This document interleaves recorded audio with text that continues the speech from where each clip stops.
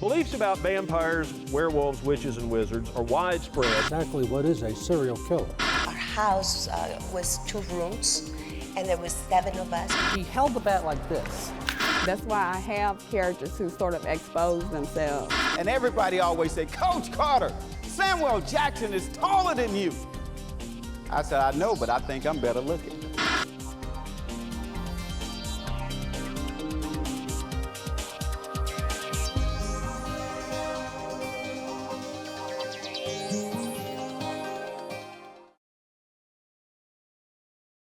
I am so excited to be here today. For those of you who I haven't had the chance to meet yet, my name is Kati LeBreton, and it's pronounced like leprechaun with a B.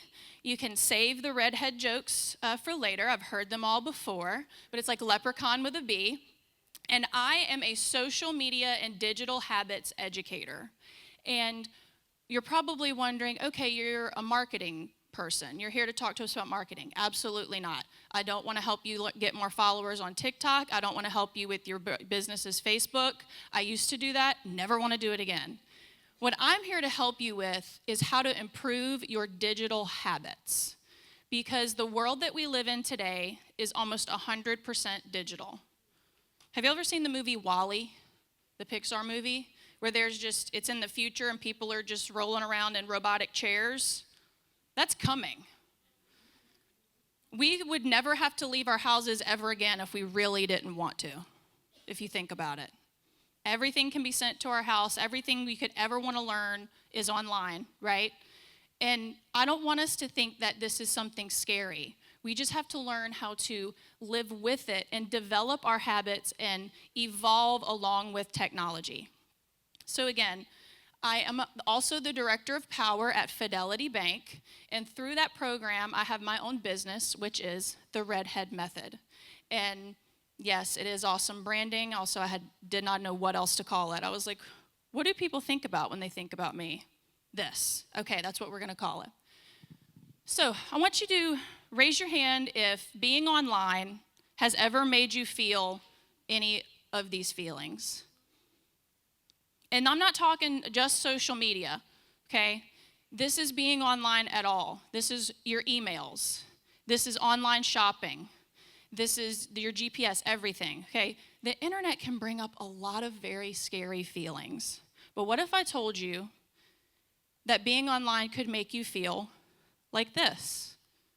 Prepared, empowered, informed, balanced, entertained, and content. And you're like, with social media, there's no way. Yes, there is. Because if you have healthy digital habits, being online will not hinder you. It will only help you. And the health of your digital habits is something that we all need to be aware of, because technology is a part of our lives. It's not going away. It's only going to become more advanced. And sometimes that is a little scary, right? When we hear the words AI, or when we think about ChatGPT, or we think that we're losing the connection with people. But what's amazing is that this generation that's coming up, the Generation Alpha, that terrifies me, honestly, they are the most informed generation that has ever lived. That's amazing for us as humans. Do you know how many diseases we will cure? How many problems we will solve? Do you remember back in high school how long it took you to write a paper because you had to use a physical encyclopedia to look things up? Technology's not bad. We have the most informed generation that will ever live being born right now, and that is amazing for us. So the difference between surviving online and thriving online is how healthy your digital habits are. And we're going to talk a lot about social media today. And I know that's a little sensitive subject for some people. You either love it or you hate it. But this isn't just social media. This is everything. What is a digital habit?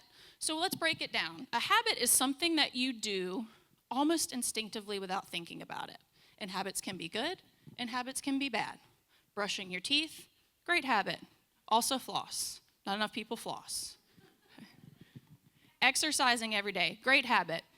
Smoking, not so great habit. Biting your nails, not so great habit. But it's something that you do instinctively without even thinking about it. But digital habits are what you do every day without even thinking about it. Social media is the big one, but that's online shopping. Hello. I think I told like 14 people today, I was like, Dillard's, Amazon, dirt cheap. Couldn't wait to tell people where I got my outfit. I'm a girl's girl. I'm not gonna lie to you and tell you, oh, they don't have anymore. Like if you like, I like your outfit, I'll tell you exactly where I got it, what rack it was on, and how much I paid for it. Okay? Using apps, emails, this is a huge one. GPS, getting in your car. I cannot get around, I've lived here my whole life. I'm a graduate of Ponchatoula High School, and I have 2 degrees from Southeastern. I cannot get back to my house in Ponchatoula without my GPS. I can't. Okay, but that's a huge one. Booking travel. This is a big one.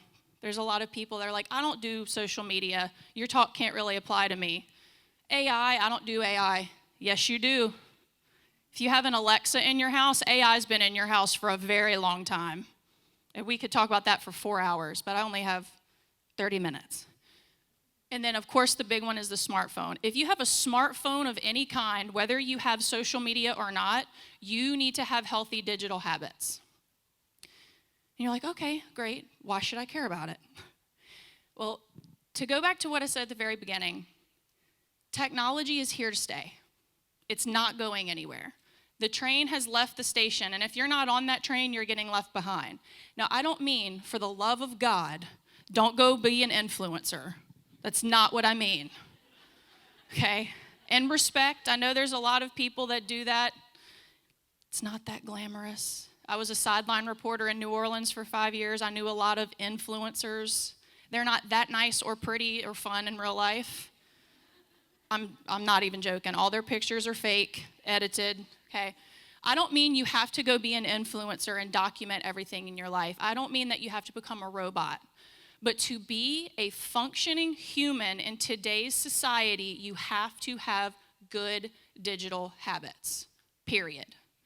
The only way you can get out of having good digital habits is if you buy your own land and move up to the mountains and live off the grid and churn your own butter. That's the only solution. That's it. And to some people, that's very scary. I'm like, actually, I would love to do that, okay? But the reason is, if you want to succeed in life, if you want to just get by day to day, you have to be able to use technology, and not just use it, but use it effectively and positively. But these habits are not automatic. You have to learn them, but they are vital to exist. And why I'm so passionate about it is because I had to learn the hard way that these digital habits are not something that you're born knowing how to do.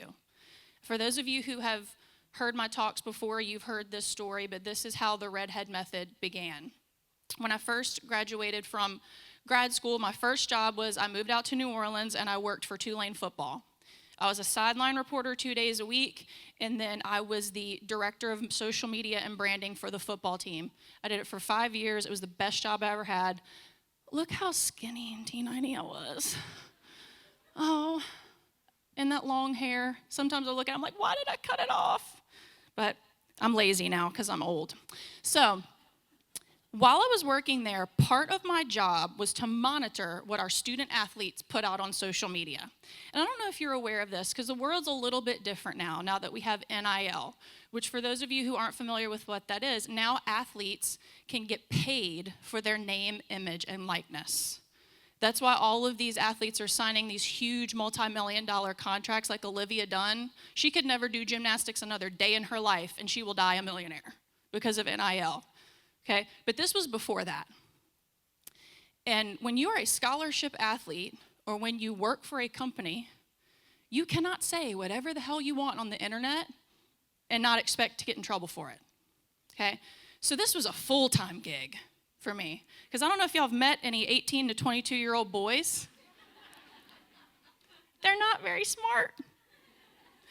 Good thing they were real good at football.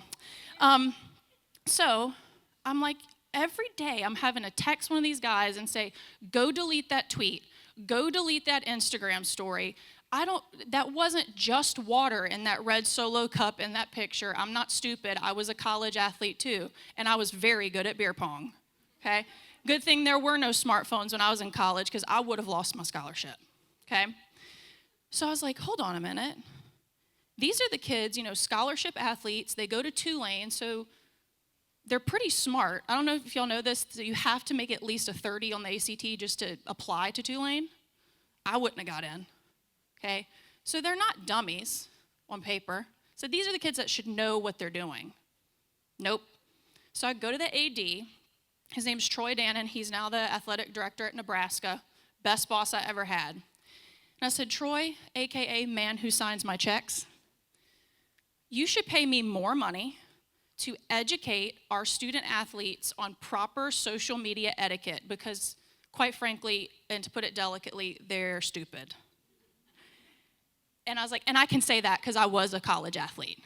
And he's like, oh my gosh, like that, of course, like we would love to do that. Let's sign here, let's do it. And I'm like, shoot, I should ask for more money more often. That was really easy. He said, as a matter of fact, there's this software that they have been trying to pitch to me for Tulane Athletics to buy. Now, y'all, this was almost a decade ago. So this is how far advanced this technology was a decade ago. Think how advanced it is now, okay? He said, it's this social media background checking software. Have you ever heard of it? I said, no. He said, well, they gave me like this free trial, so why don't you take the code for the free trial, put your name into the software, and learn how it works. And if you think it's worth it, not only will I buy the software, but I'll give you a promotion and a raise, and you will be our director of digital media for the entire athletic department, not just for football. And I was like, oh, Mr. Dannon, I would love to do that because I've done nothing wrong ever in my life. And I most definitely didn't put stupid things on the internet when I was a kid that are still in existence. And now I'm in my mid-20s and I have bills to pay and I have a really big job at stake. I would love to do that. I go home, and y'all, I thought I was all that in a bag of chips because I was a sideline reporter on ESPN. I had my own cute little apartment by myself in Uptown. I did hot yoga. I thought I knew everything. You couldn't tell me nothing. And I get home, and I plug my name in, and the software went beep, boop, beep, and it spit out this spreadsheet of every stupid thing I had ever put on the internet since I created an account. And all it needed was my name. And they're like, that's an invasion of privacy, Katie. No, it's not. We'll get into that later, okay? And so I essentially had to look at an Excel spreadsheet of all of my transgressions and then the next day bring it to my boss. Y'all, I swear this is a true story. Troy Dannon loves when I tell this story because it makes him look like a genius. And I was like, so, good news is the software works. Bad news is I'm fired, right? And for those of you who have known me for a very long time, I don't do failure very well. I'm learning. I was a straight A student, a pastor's granddaughter, full ride scholarship athlete, 2 degrees from Southeastern. I didn't make mistakes. I see Erin nodding. She's known me for a very long time. I don't do mistakes very well. And if I do, you're not going to know about them. Okay? And now, I was at the highest point in my career so far, and I'm standing in front of the man that's about to give me every opportunity I could ever want, and I've messed up big time. And it's like documented on paper, and there's nothing I can do about it because it was years of stupid stuff. For those of y'all who knew me in college, I was very popular on Twitter and Instagram. I was verified. I had a few videos go viral. We won't talk about it. But I was like, wait a minute. I knew better, though. Like, my parents paid attention. My parents would punish me from my phone, and I would figure out ways to get around it. And I was a good kid. I knew right from wrong. So if I can screw up, anybody can screw up. And that's when it hit me. That was really one of the lowest points in my life because I had to not only deal with what I had done, but it was kind of public what I had done because everybody knew I was up for this huge promotion. And then I had to be like, never mind, I have no idea what I'm doing. and I was going to go teach these kids how to be better on social media. So it was hard for me. I drive across the causeway. I'm having a full-blown panic attack in my little Toyota Corolla. I call my dad. Those of you who know my dad, Kelly Morse, we call him Papa Kelly. I'm like hyperventilating, crying. I'm like, I think I just lost my job, and I think I might have to move home. And he's like, well, we told you to stop putting stupid stuff on Facebook. And we've been telling you that for years. And I'm like, why didn't I listen? And so that moment, that mess that I created became my ministry. Because that's how the redhead method was born. Because if someone like me who's type A, overachiever, is horrified to do anything wrong, wants to please everybody, please her parents, please the teacher, please the coach, if I can screw up, anybody can. And that's when it hit me, is that nobody told us what to do when they handed us these devices, especially our kids. We handed toddlers supercomputers, and then we yell at them when they're addicted to them. That's our fault, okay? And I could talk about that for an hour, okay? But we have to think about digital habits just like the habit or the skill of knowing how to drive a car. Because there was a time, believe it or not, in the 1870s when cars did not exist. And people thought cars were a fad. People would laugh when people would take out their life savings to buy an automobile because they thought it was just a passing fad. And now we teach driver's ed in schools. Driving is a skill you have to exist in our society today. It wasn't like that in the 1800s. Technology is the same way. Social media, phones, emails, it's all the same thing. So for those of you who might have young people at home, you have kids, what's the right age to get somebody a phone? I get that all the time. It's a skill like driving a car. If you trust them to take your car to the street and back safely, you can trust them to have a phone. If your immediate reaction was like, oh, good God, I'm not putting my kid behind the wheel of a car, they're not ready for a phone. But it's a skill you have to teach them. Because you wouldn't put your toddler behind the wheel of a car and then get mad at them when they back it into a tree. That's your fault. You didn't teach them. Because at some point, they have to go to the store and buy a gallon of milk without you in the car and do it safely and keep other people on the road around them safe. So really and truly, that's what the heart of Redhead Method is if the quality of your digital habits are healthy and positive, because technology is not bad. If you use it correctly, you will not just survive living in the digital age, you will thrive. So we're gonna cover, I wanna cover all of these things, but I don't have that much time, okay? But if you want me to come yell at you, I would love to. Talk to me after, okay? But we're only gonna cover a couple of things today. The two are privacy and digital distraction, okay? I love getting on privacy because there's so many misconceptions. So we're gonna break these down onto 3 points. For 1,000 bonus points that mean absolutely nothing, please raise your hand and tell me, why were social media sites invented? Connection. Love you. No. Yes. Dating. Love you. No. For school, technically you're not wrong. Break it down to its core. Why was it invented? Sharing information. Love you. No. Why do we put anything out into the market? To sell it. Who said it? That's it.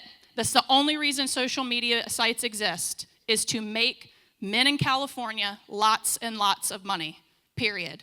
Facebook was invented to make Mark Zuckerberg a lot of money. It was invented for college students. He wasn't doing it for free, okay? So I know everyone's first thought is, well, Facebook is for connection and for sharing 1,000 pictures of my grandkids and reposting political articles that are not factual. That's for people in my family. But social media specifically was invented to make money, period. If people were not making money, it would not exist. Okay? So when we break it down to its literal form, that it is to make money, let's take that a step further, because this concerns privacy. Do we pay to use social media? We do not. Okay? And I always have some smart aleck when I go to schools. It's like, Miss Katie, you have to pay for Wi-Fi. I'm like, shut up, Brennan, or probably whatever your name is. Brennan with a Y, sorry. Sorry if your son's named Brennan with a Y. They all are for some reason.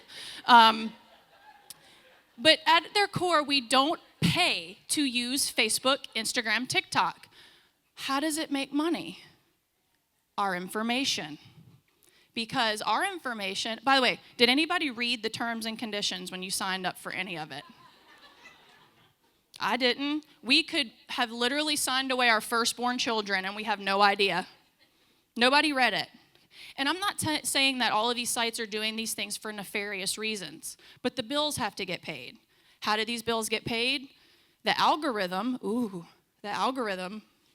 learns what you like, learns what you watch, and then companies pay for ads to be put on social media to pass in front of your eyeballs. That's how the bills get paid, and it's a lot of money. Let me just get on this soapbox really quick. TikTok's not going away. I don't care what anybody says. Too many people make too much money on TikTok. It is not going away. The only reason our Congress is freaking out about it is because it's not an American company, and we want Americans to make that money. And China is stealing all of our information, but wait a minute, let me go order something from Temu. They've had our information, boo. It's not TikTok. Sorry, off the soapbox, okay? So, because we don't pay to use it, we also don't pay for what? Privacy. I don't say other things to scare you. I just want you to understand the world that we live in. So all the pictures on your Facebook, all of the DMs in your Instagram. I used to get my athletes with all of the direct messages on Twitter that you send all these little girls. I used to tell the football players that. Legally, that does not belong to you. None of it does. It belongs to the social media site because you do not pay for it. And that might scare a lot of you. Good. That means this is working, okay? But I want you to just understand what you're signing up for. Is it bad? No, it's not. But if you're not comfortable with that, maybe you shouldn't be using those sites, okay? How many of you all have a private profile? Love you so much. Not a thing. Private profiles are not a thing. All private profiles are is it makes somebody take one extra step to see all your business. The easy solution is screenshots, okay? But data breaches happen all the time. And if you are really that worried about people seeing what you post online, that's very counterintuitive because that's kind of the whole point of the internet, right? So if you're like, I don't want people reading what I put, then write it in a journal and stick it in your panty drawer. The internet was made to share information. So I don't want you to think that because I have a private profile, I am immune to nobody looking at my stuff. It's pointless. The idea of the internet is to connect with people, okay?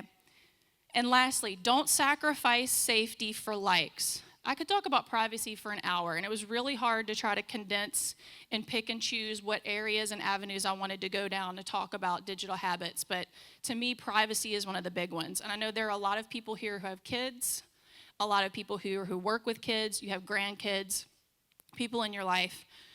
But a lot of people, and this is something that Marianne and Emily actually brought up too, the generation that's coming up now, there's research that's coming out that kids don't want pictures of them online, by and large.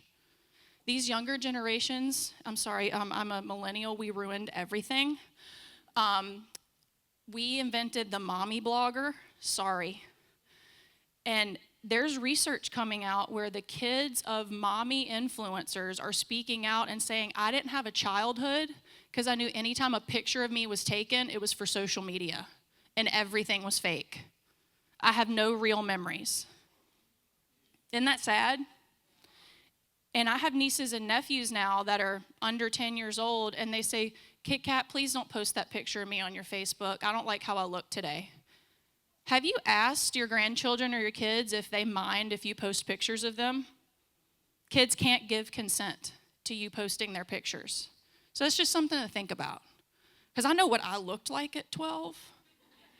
Some of y'all also know what I looked like at 12. It was a lot of knees and elbows and glasses and freckles, and it was not good. I would have been mortified to think my mom put a picture of me on Facebook. So that's just something to think about. But back to don't sacrifice safety for likes. I just recently posted a TikTok about this that got a lot of attention, but there's a lot of discourse around people posting not only pictures of their kids, but pictures in general. And there's a creator on TikTok, for those of you who aren't familiar, there's a mom creator on TikTok that posts videos of her daughter. And at the surface, they're like very innocent, everyday things. But research has come out that a lot of men 30 years and older are the majority of this little girl's followers. You could go look this up. And so there's a lot of conversation around, well, who is that content for? And so the mom came on and did this video, and she's like, I have been talking to the FBI. No, you haven't. And they have said that pictures and videos of my daughter are not on any back channel websites. They're not on any bad websites. Here's the issue with that. I work with our district attorney, Scott Perilou, a lot. He sponsors a lot of my parent talks. And I meet with him regularly. And I ask him, when you catch predators who have these images and videos of kids, where do they get most of their material? His instant answer is parents' Facebook pages. He said, Katie, they don't have to go on dark websites anymore. It's pictures of kids doing everyday things. And again, I don't want to say that to scare you. I just want y'all to understand what we signed up for. This is the world that we live in now. So I don't want you to throw your phone out the window on the interstate on the way home. What I want you to do is facilitate conversations with the people in your life, especially people who are under 18. Because I guarantee you, most people in this room have never asked them, do you care if I post this on Facebook? Because most kids might say, don't. So if you have grandkids, nieces, nephews, kids, ask them. Because that's going to start facilitating a conversation, and they're going to be much more comfortable to come to you when something happens to them online. Because it's going to, okay? Y'all can breathe. I can hear butt cheeks clenching. It's going to get better, okay? It's going to get worse before it gets better, okay? Let me see how I am on time. All right. Our second phase 2 of today's topics, is the digital distraction. This is a huge one. Most of the time when I go speak to schools or groups, they want me to cover either cyberbullying and safety, that's the scary stuff. Screen addiction is the second one. And most of us in this room have digital distractions or screen addictions, and we don't even realize we have it, okay? So the first thing that I want you to take away today, because I'm also a big fan of speakers that give me actual things I can do when I leave the room to make my life better. Like the speakers today was actual information that you can take, and as soon as you implement them, your life is going to get better. The first thing I want you to remember is that notifications do not equal emergencies. Notifications do not equal emergencies. So you have this phone, and it's an amazing piece of technology. I want you to use it. Use timers on your phone to where if you have to get something done, set a timer for 20 minutes, put your phone in airplane mode, and get that thing done. Every email does not need an immediate response. You can text that person back later. Unless someone is dying, and you know that phone call when it comes in, right? 90% of our notifications are not emergencies. So I want you to physically put in your calendar at the end of every day, whether you're in the bathtub. I do my best TikTok scrolling in the bathtub. I don't know about y'all. But set a time, 10 minutes at the end of every day for you to play catch up on your notifications. Text back your best friend, look at this email from Amazon, whatever that is. Not every notification is an emergency. We did it to ourselves, okay? I want you to pretend your phone is a bop it. And for those of you that are like, what is that? That means you're either too young to know what that is or your family wasn't fun and didn't have game night. But Bop It was that little machine back in the 90s and the 2000s where it was like, bop it, twist it, pull it, and it made a ton of noise. And it was a handheld thing, okay? Everyone in here is a professional in some kind of capacity. So you meet with a lot of important people every day, not just in business, but in your life, with your spouse. Your time and your attention is valuable, and it is currency. When I go meet with someone, if they sit down and they put their phone like this next to them on the table, that tells me I'm not the most important thing to them in this moment. Or if you're sitting there and someone's talking to you and you're going, that person's not important to you. Your phone is important. So in social settings especially, but in professional settings, pretend your phone is a bop it. And if you're holding it, it's going bop it, twist it, pull it, because it's signaling to the person that you're with, I'm not listening to you. So especially if you're with a client, your spouse, if something's really important to you, put the phone away, put it in your purse, because not every notification is a what?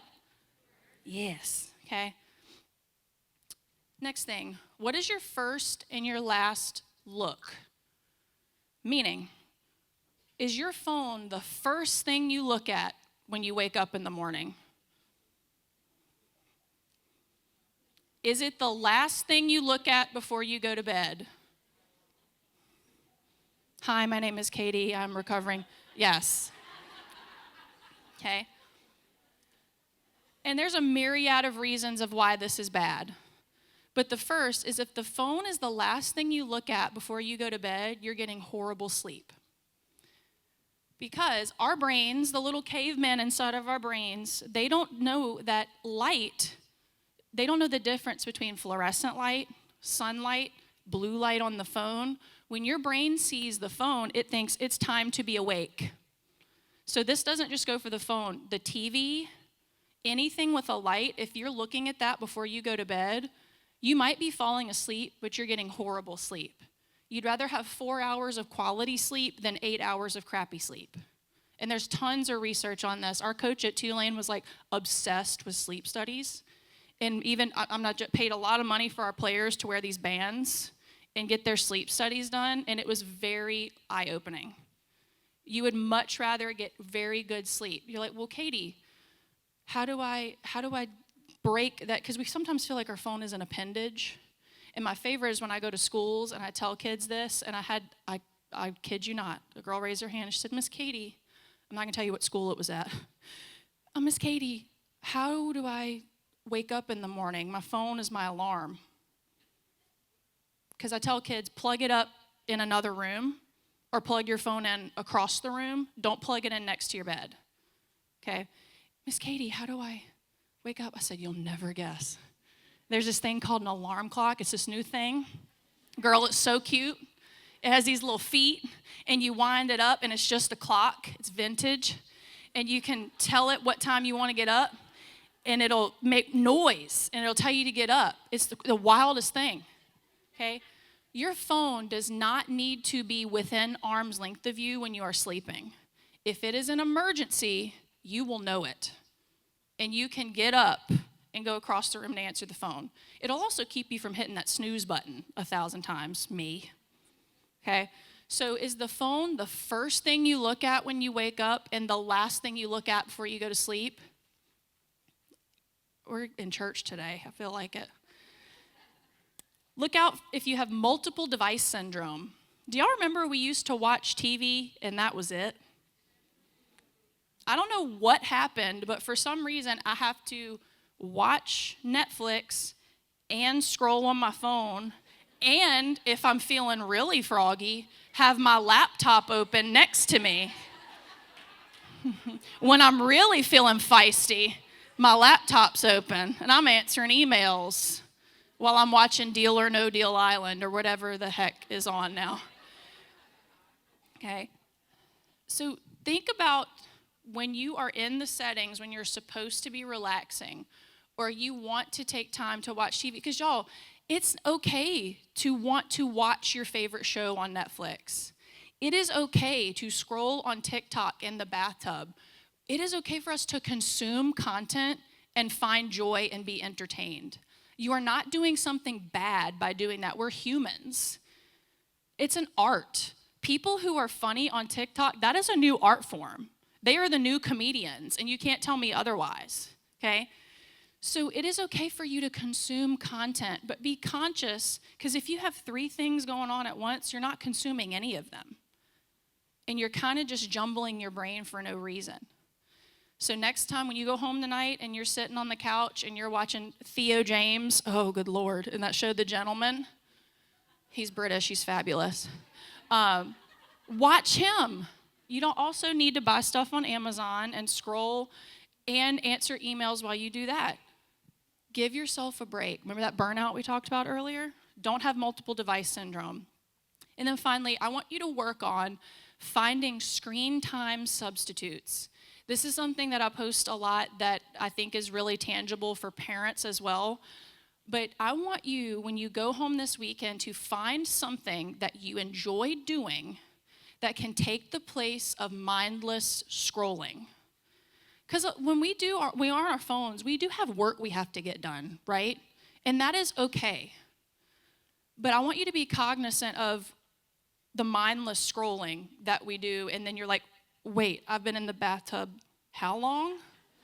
And now the water's cold and my husband thinks I've drowned. So I want you to be mindful of what could you substitute the phone with to replace mindless scrolling, something that will occupy your eyeballs, your fingers, and your brain at the same time. That is not a screen. Go to the Dollar Tree, get you a little crossword puzzle book. I forgot about crossword puzzles. I love them. I'm like an old lady at my house. I got my blanket. I'm doing my crossword puzzles. I've started sewing. I've started doing quilting. Anything that can replace the phone that you can also pick up and put back down at a moment's notice.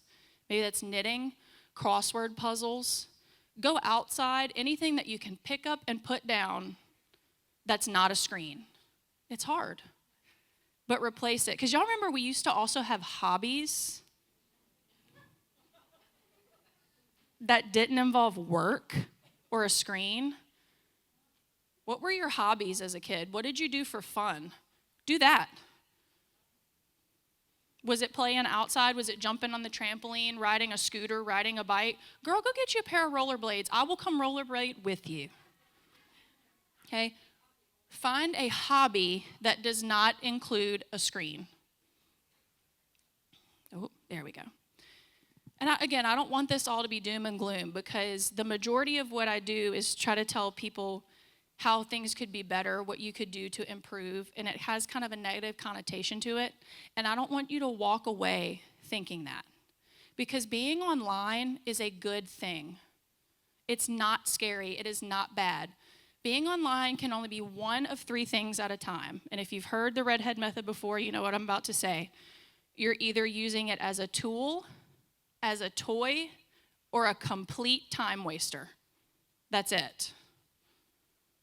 When you are online, the next time you catch yourself scrolling, and you're going to hear me in your brain, and I love it.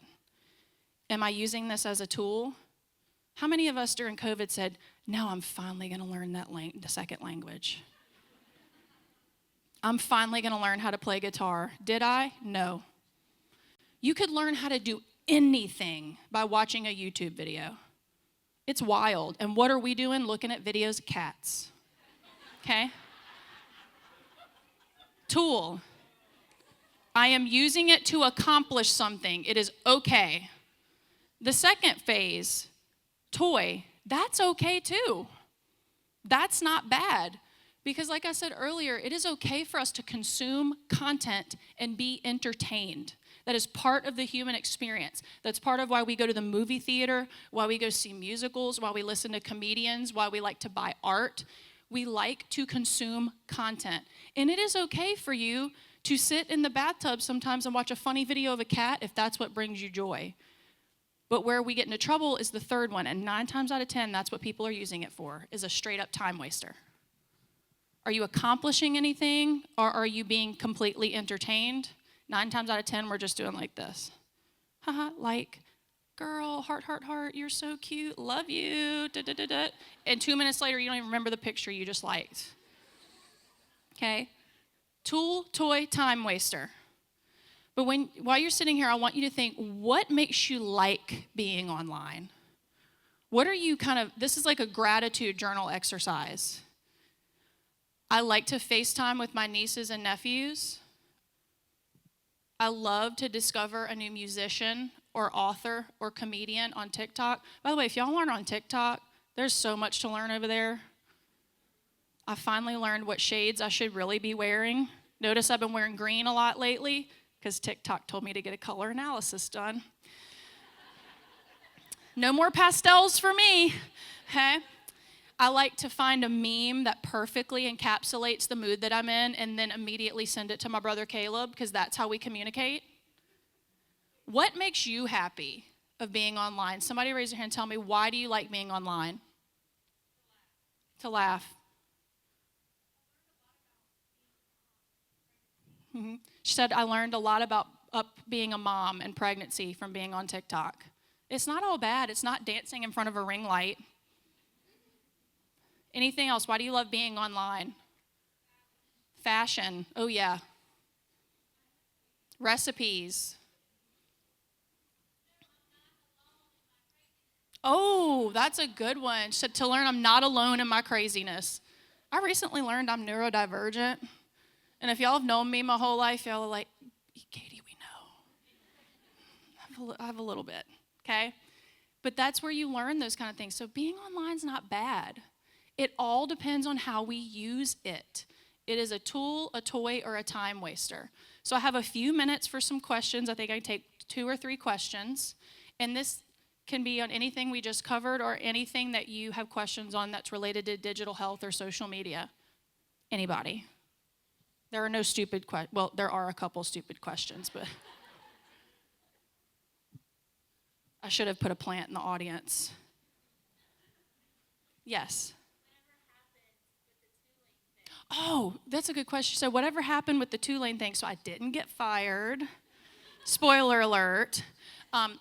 So I had to go bring the Excel sheet to my boss and tell him, like, please, for the love of God, don't fire me. And he was like, look, get your house in order, and I'll give you 7 days. If you can fix the situation, I'll let you keep your job. It's a very long story short. I paid a software company in California a lot of money to wipe my social media accounts. Because there's a few people who knew me at that time in my life, and they were like, did Katie delete her Facebook? What happened? I was having a crisis. I had to pay a company a whole lot of money to completely wipe my social accounts. And when I tell you it was a whole lot of money, I had to sell that cute little apartment, break my lease in Uptown, and move back home with Kelly and Abby Morse in Ponchatoula at 27 years old. And y'all are like, she did move back home. That was why. It's like, yeah, I was going through a quarter-life crisis. So I couldn't afford to live in New Orleans anymore. I had to commute. So from that day, the next 3 years, I commuted back and forth because I couldn't afford to live there because I was paying that software company back for wiping my accounts. Yes. Any more questions? And there's a what? What was on? Oh, I don't need to go to jail. It was some cuss words. It was things that, like, I didn't want my boss to read, or heaven forbid my parents to read. You know, it was things that, no, I don't need to go to jail, but, like, does this represent 2-lane athletics in the best way, especially the person that's the head of social media? Absolutely not, right? I see what y'all be posting too. Yes.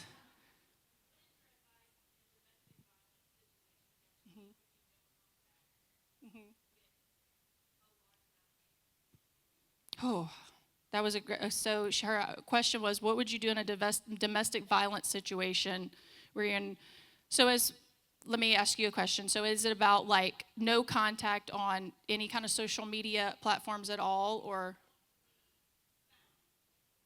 Got it. Okay, I see what you mean. So like you don't want people taking pictures of you at this place and then. Right. That's a great question. So that goes back to asking people if it's okay. Because I know Janine and I, we took a picture, right? And so now I know, like, I need to ask this person, are you okay if I post this? Not just children. It's kind of a courtesy. Because some people might not want their pictures online. And that's their prerogative. And that's okay. And again, I don't say all these things to scare you guys, but we need to understand the reality of the world that we live in. Because 9 times out of 10, having your picture out there on the internet's not bad. But the 1 out of 10 times, it could be dangerous, right? So that's where we need to get in the practice of asking people, are you comfortable with this? Because not everybody posts every single second of their life to their story, right? You don't have to do that either. Yes. Mm-hmm.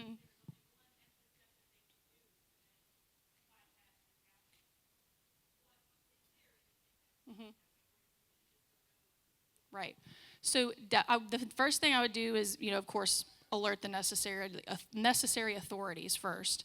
And that's the thing about technology is that it's evolving constantly, and we're all playing catch up.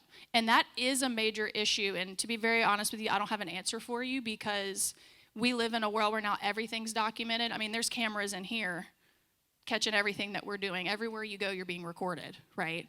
And so our behaviors are having to catch up, and so does society and the law. And and there's steps that are being taken toward that. But again, it goes back to just ask. If you take a picture with your friend, are you okay if I post this? And it's not a, oh, I look fat, take it again kind of question, right? It's like, no, I'd rather you just not post it at all. Not because I think it's a bad picture, I just don't want my pictures out there. I have several people in my life that have young kids that are not posting pictures of their kids on social media. I had a friend who she told me one time somebody didn't believe she had a kid. Because they were like, oh, you have a kid? I've never seen a picture of him. And she's like, yeah, that's on purpose. And they totally didn't believe she had a 3-year-old. Because for some reason, if we don't document it, it's not real, right? Are there any other questions? I have one more. I saw you first, yes.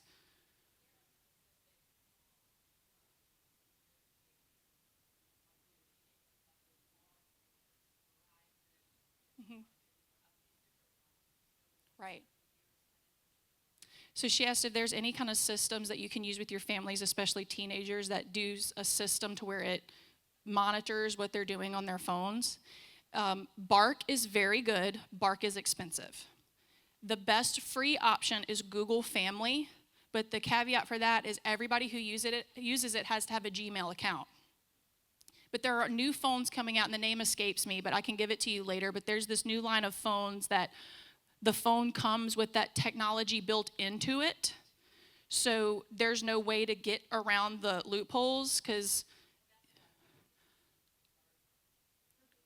y'all know what I was doing when we weren't allowed to get on Facebook in high school in the computer lab? Proxy websites. Doop, on Facebook. Kids will always be smarter. But these new phones have it built in to where it's not you downloading software onto a phone that already exists. This is it. Another solution, get your kid a flip phone. They do not need a pocket-sized supercomputer. I don't care what they tell you. They do not need it. Now, on the flip side, we also need to understand that in our kids' lives, being online is their social currency. And it's okay for it to be important to them. It is okay for them to care about Snapchat. It's okay for them to care about whether their friends have a phone and they don't. Because our social currency, our day ended when we stepped foot off the school bus and got home. But for our kids, especially during COVID, they couldn't go to school without technology. That was their lifeline. So on the flip side, there's a huge duality to social media. We need to understand that it is important to them, but the more you talk about it and they understand that you're trying to protect them, and that you're giving them a responsibility, but you understand that it is something that they want, those conversations can happen more. But if you're looking for just strictly safety reasons, I want to get my kid a phone and know where they are, get them a flip phone. I miss flip phones sometimes because I miss the act of hanging up and like, I had a pink razor. Thought I was so cool. Okay. I think we're almost at time. So if you want to get in touch with me, if you want me to come yell at someone else in your life, if you want me to come yell at your kids, your employees, your Girl Scout troop, anybody that has a phone, anybody that has the internet needs to learn about healthy digital habits, and it's so much more than what we explored. Okay, there's a huge variety of topics that go into the huge bucket that is digital health and digital literacy. So if you have any questions, I'm here for the rest of the time. Please let me know. I had so much fun. A couple final tips and takeaways. I want you to remember that the internet, the digital landscape's always changing. So what I'm telling you today may not be valid at Women Mean Business 2025 because the total landscape has changed. TikTok was only invented 3 years ago, and look how it's completely changed our culture. In a year, there might be another one. So it's okay for you to be a little scared, a little frustrated, a little confused because it's constantly evolving and changing. And so I want you to also reach out for help and ask questions. You are not a bad parent by being nervous about what exists in the world and online. It is hard to be a parent today with these digital world. Our parents did not have to worry about that. My grandparents did not have to worry about this when they were raising their kids. It's very hard in today's world. So I want you to reach out and ask questions. Show grace where it's needed, not only to people in your life, but to yourself. You're gonna mess up in life, so you're gonna mess up online. You have to show yourself grace. And then finally, I want you to remember, Jesus sees your Snapchats. Thank you so much.